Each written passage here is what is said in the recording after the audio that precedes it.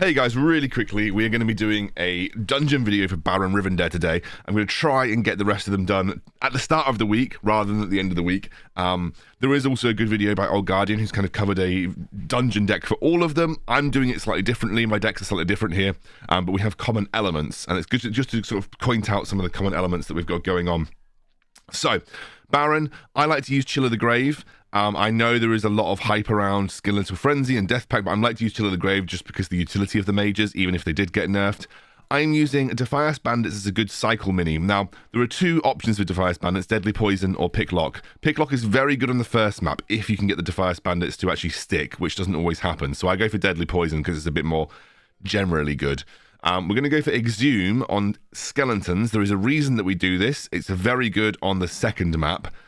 They don't become as useful as the dungeon goes on, but they're still pretty good, like all the way around. But on the second map, they're very good. They make it a lot easier. Coming in hot on Safe Pilot. Just going to go for Bramble Burst on Quillbore. We're going to take Immolate on Fire Elemental, and then we're going to go for Bloodthirsty on Execute. So that is the deck.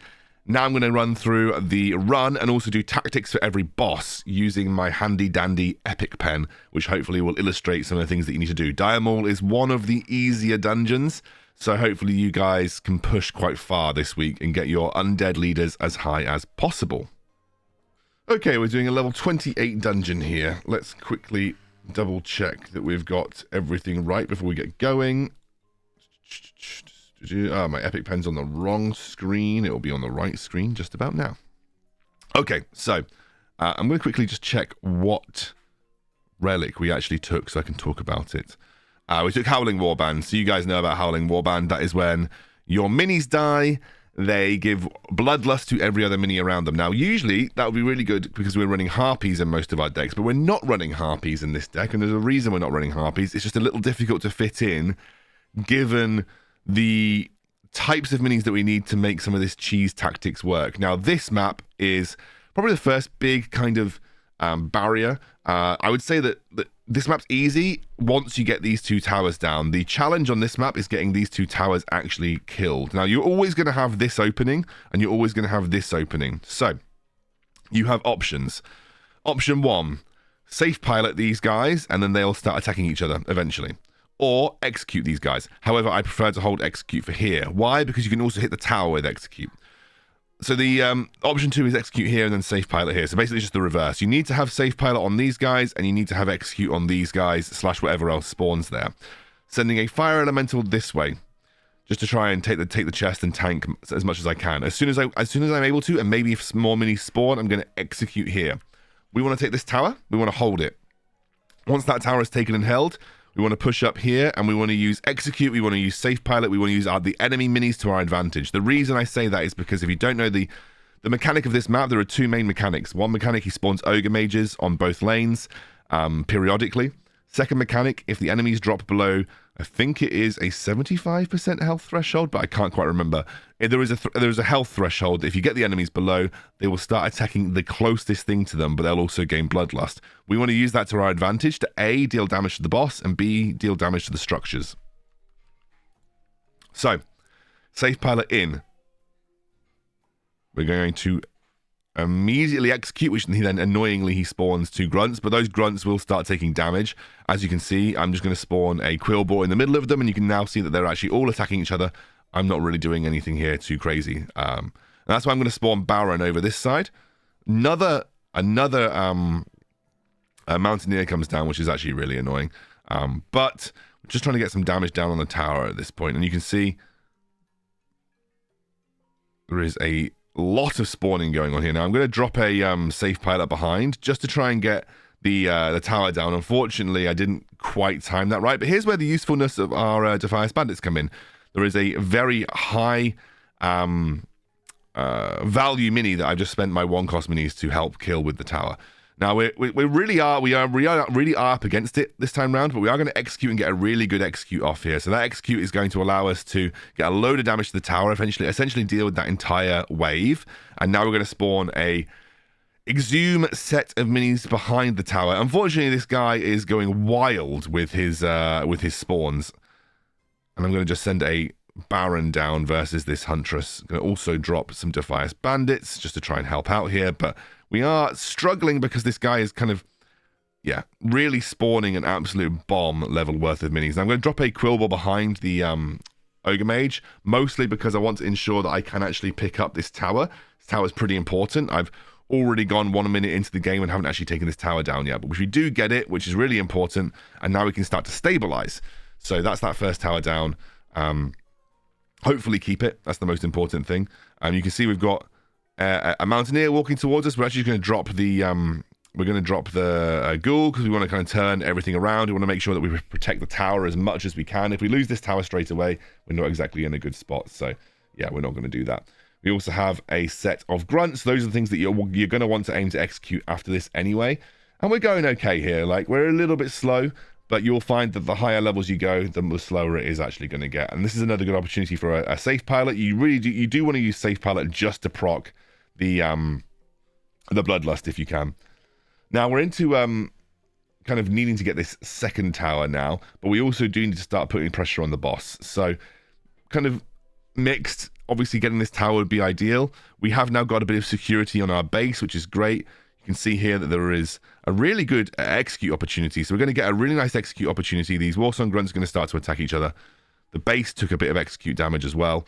We're going to drop some skeletons. We could have dropped the skeletons on the tower. We're just going to drop them on the Ogre Mage to make sure that we protect this tower as much as we can. But we still haven't got this side tower now. But it's okay because we're starting to push up towards it. Again, once this tower's down, all that's going to happen is we're going to get spawns here. And this is the area that we want to execute. So we want to, as soon as these two towers are down, we will only get spawns here and here. And what you're looking to do then is use safe pilot and execute in those areas as soon as the minis spawn. Why do we want to do that? Because it basically means that, as you can see here, Kreeg will start attacking those minis, and those minis will start attacking Kreeg. So they'll actually start doing a significant portion of the work for us. Now we're into overtime. We haven't even taken this side tower, but it's okay.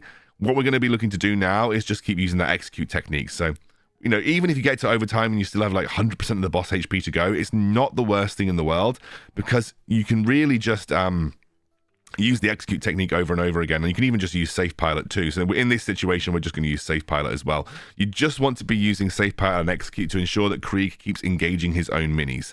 That's the most important thing. Kreeg just needs to keep engaging his own minis in this situation. Here, another set of Warsong Grunts. We're going to execute them immediately. We are then going to drop a safe pilot on his head again. We've got the people coming in from the side. We're going to drop a Quillball just to get some poison going. And at this point, it actually becomes quite easy. And you can see him just going to, again, execute and deal some damage to Kreeg. So there was one of the slower Kreegs that I've done, but it just kind of shows you that it doesn't matter, even if you get to overtime. You just need to be able to get those two towers and then just start executing stuff that spawns right next to Kreeg. That becomes very easy from that point. Right, let's jump in to the next relic. I didn't actually get very good relics this run.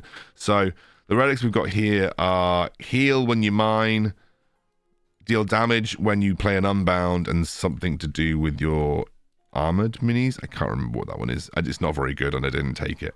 So in this situation, I took the box of bang snaps. Because it's just the best, because I've got quite a lot of unbound minis in the deck. And we are now into this boss. This boss is interesting. Right. I used to have one tactic, which was just send stuff up here and take this meeting stone, secure this meeting stone. Everything else is defense on this side. This is still the majority of the tactic that I employ. So you're always going to want to be sending Flame Elementals. The reason we include Flame Elemental in this deck is for this boss specifically. Flame Elemental basically can solo tank this boss. If you get Leeching Poison, Flame Tank can basically solo the boss himself, as long as you get a Flame Elemental to the boss. But we actually can do something slightly different now. What we can do now is using Exhumed Skeletons. We can spawn them next to this tower. Once they have spawned and the resulting little eyes have blown up, you can execute the tower to take it down and claim it for yours, which then gives you a much healthier defense in your base, but also other opportunities to spawn stuff towards the boss. So that is what we're going to do here. Now, Flame Elemental, I don't want to waste a Flame Elemental on this defense. I'm just going to use a safe pilot with a bit of unbound damage here. It deals enough damage to the Ogre Mage that it's not going to become a threat. So here we go. This is what I mean. So we actually get one taken over, which is a little bit annoying. And we're going to wait for things to explode. That didn't quite work the way I wanted it to. Not sure why that didn't work. We'll try again in a moment. I think we need to have other enemies near it anyway. So here we have a pretty good opportunity to this. We did some loads of damage to the Huntress there, which is quite nice. We'll take her out with the Defias Bandits, and we're going to try that again. So here we go. Here's the skeletons spawning. We're going to... Oh, we did it before. That's silly, kidding. We didn't want to do it before. If you do... Okay, so little thing to note. If you do it before, what will kill the tower is the blasts from the eyes, which technically count as this boss killing its own tower. So it just... Like Kreeg, it will just turn back red. So you want to do the execute after the explosion. So that's just me not following my own advice. We're going to safe pilot just to try and put some pressure on this tower and also take out the rather annoying Banshee.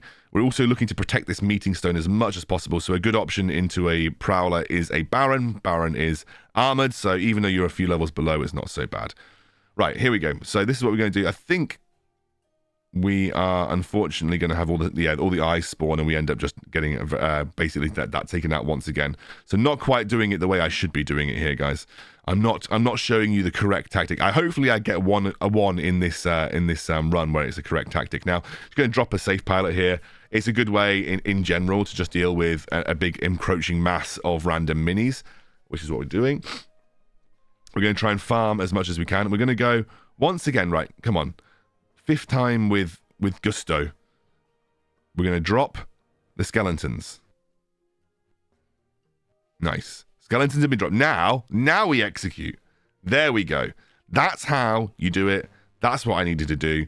And yeah, now it's in our favor. And we have now a nice area of protection. We can just keep that tower going, and it just means that we're not going to get threatened at our base so much. So did it about wrong like 3 times in a row, but that's not too bad. So we're going to drop a Baron to just deal with this Huntress. And once again, you can see it's a little bit easier. We can just kind of farm this gold mine for free at the bottom. That gold mine is usually quite difficult because the enemy will just keep spawning stuff and keep making it difficult for you to take it down. I'm going to drop a Earth Elemental here. Sorry, a Fire Elemental here. Not the best because he has got he has also got a Prowler. Prowler generally deals with Fire Elemental quite well, but we do manage to stave off the threat to that meeting stone, which is quite decent. We just need to now start getting flame elementals towards the boss. We can go into overtime here. We're still in a very healthy position, so it's not like we're struggling. We just want to keep getting flame elementals onto the boss. Now, he spawned a load of stuff on the right-hand side, so that means it's now probably a good opportunity to look for a flame elemental push onto the boss, which is what I'm doing right now. He has spawned a Prowler, which is, again, kind of annoying, because that's one of the things that generally deals with the boss quite well, but we're just going to execute it to make it less of a headache to retake this meeting stone, because this meeting stone is important to take. And we're just going to look to farm gold now. We can farm gold much more comfortably now we've got this side tower. Kind of makes this level... So previously, I used to find that this level was a little bit of a... well, it was kind of a rush. Like you either defended and won through flame elemental pushes, or you didn't. And now we don't have to defend as hard. And this time around, you can see Flame Elemental. Another Prowler spawned on top of Flame Elemental. It's okay. We're just going to execute it straight down. And then we are going to retake that meeting stone. And we have just one safe pilot away from taking down this boss, which is what we do. And we take it down. Really nice. Right. Going to go to the final Bloodlust Epaulets. So we've got Bloodlust Epaulets. We don't need them because we've got Howling Warband. I was just checking that I had Howling Warband, Thief's Whistle, and Corroded Spearhead. Hello, darling. Daddy, I like eggs. You like eggs?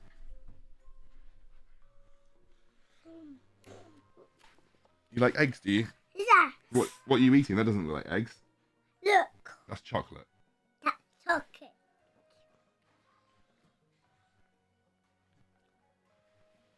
You haven't said hello on one of my videos before, have you? Yeah. You haven't. It's only been Rupert. Do you want to let Daddy finish and he'll come out and we'll go out? Yeah? Yeah. Okay, good boy. Go on then. Daddy will be out in a minute. Good boy. So Thief's Whistle.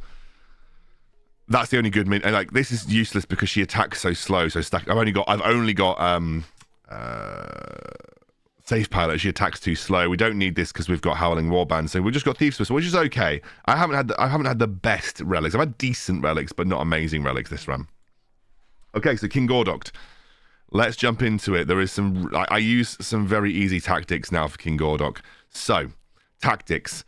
Just defend this push. So you want to put a Baron, Defias Bandits or something here. You want to put Flame Elemental here. You want Flame Elemental to go towards this boss because she deals elemental damage. And you want Baron to take down this tower because he's armored. We do not put anything in this lane. We do not care about this lieutenant at all. We care about this lieutenant. This lieutenant is bad. All this lieutenant is going to serve to do is become a headache if you take him down. We don't care about the anti-healing because the strategy for this boss is to play unbounds behind the healer and then execute it. So we execute the healer and then it goes down and we don't actually have to worry about the mortal wounds debuff that this lieutenant gives. But we do need the debuff that this lady gives us. So we only care about this lane and we only care about this lane. Do not play anything in this lane other than a kobold, okay? And that's pretty much all there is to it. It removes all the need for timing out of this boss, and it just becomes simply about trying to protect the lieutenant in the right-hand lane. So we're going to drop a Baron here with the Defias Bandits. We'll drop a kobold because it's actually good to drop a kobold in this lane ASAP because there's a lot of gold that you want to take. And we've kind of defended relatively easily versus those Warsong Grunts. I'm going to drop a Quillbore behind this lieutenant, mostly because I want to protect my Flame Elemental. It's more important, and I want the debuff to go on my Quillbore rather than my Flame Elemental. We're also going to drop some Skeletons behind to make sure that it's a little easier to take her. Now, we have had a pretty big... defense from the AI on this tower. They dropped another set of Warsong Grunts. It just means that they haven't defended versus this lieutenant very hard. So we've taken this lieutenant pretty quickly, but it just means that we are a little slow on taking this tower, which is never usually the way. And you can see that I literally just dropped Skeletons, and her immediate response was a Huntress, which just, was a bit annoying for me. So we're going to actually stop the AI from farming gold here, just to try and give us a little bit more of an edge getting onto this, getting onto the boss. As you can see, like we already have our lieutenant at the boss, which is not ideal. We don't want this lieutenant to die this quickly. And as you can see, like she's just out of range at the moment, which is great. And we have now just taken this tower. So what we're going to do now is start using our unbound strategy on this lieutenant. We have a lot of stuff around it. We're going to bloodthirst everything around it. And that is going to essentially take it out very quickly. You don't need to rotate Bloodlust. You just need to get some unbounds on it and give them Bloodlust, and that ends up taking it down. So one of the other tactics that you often used to see is that people used to rotate Execute on the boss throughout the fight. If you just play enough unbound stuff behind it, then Bloodlust Execute them, it just acts like a tower. So you can end up taking it down pretty quickly. At this point, the fight actually becomes quite trivial because... as long as you can protect your lieutenant over here on this side, which she's currently out of range, so the boss won't actually go that far, which is great. It just means she's never going to get hit by the boss. As long as you can protect her, the boss is never going to get healed, and this becomes like a very trivial fight at this point. Hey, Reaper. This becomes a very trivial fight at this point, and as you can see, very easy to finish it off, and yeah, simple. Hey boys, I am all done now. Thank you very much for watching, guys.